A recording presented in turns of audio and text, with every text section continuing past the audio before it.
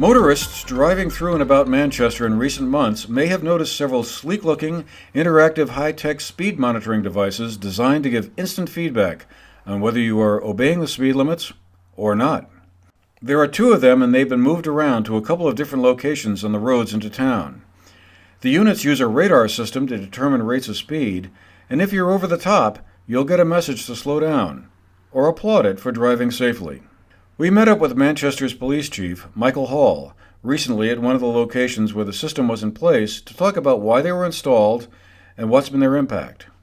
A reduction in speed for the most part. The average speed here, based on the analysis that this particular unit has, would indicate that it's about 30 miles an hour, which is what we would hope to expect. And we certainly do have some times when there would appear to be a speed issue, and we identify those times and target those specific times for speed enforcement. Reports that we've got from the residents and the businesses where we've installed them have been that they've seen a decrease in vehicle speed, and I think by way of the data that these capture would indicate that that's in fact the case. Not to say that we don't have violators that are still going through here at 50 miles an hour, because occasionally they do, but it also helps us, because if we're running a traffic detail in the village and we stop someone for doing 50 down by the hotel, it's kind of hard to say that you weren't aware of the fact that we were out doing enforcement when you just passed this thing, which hopefully would have indicated that you were speeding, or at least were aware of what the speed limit was at that time. The system can give a lot of data and information on traffic patterns and speeding. At this location, on Main Street near the Orvis flagship store, during the month of July, the system tracked approximately 262,000 vehicles passing by that spot. Because of the way the radar detects the vehicles, there may be a little double counting going on, but that still means that roughly 250,000 vehicles that month, traveling in both directions, transited through there.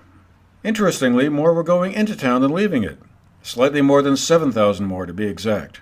The average speed in both directions was about the same, just under 27 miles per hour.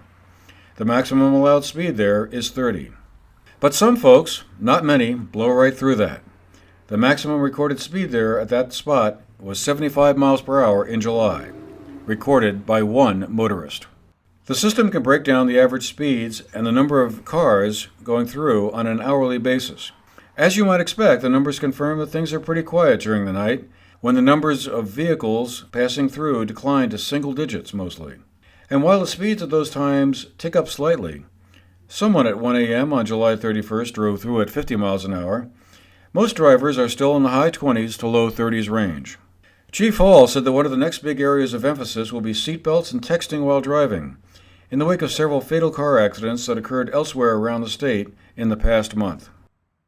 The unfortunate events of the last several weeks here and around the state, I think it's fair to say that public can expect to see a significant increase in traffic safety enforcement,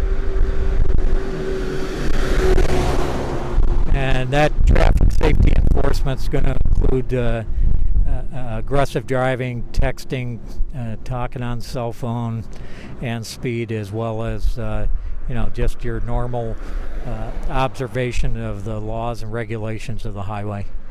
Chief Hall would like to acquire more of these monitors, 6 in total, to post on all the main thoroughfares in and out of town.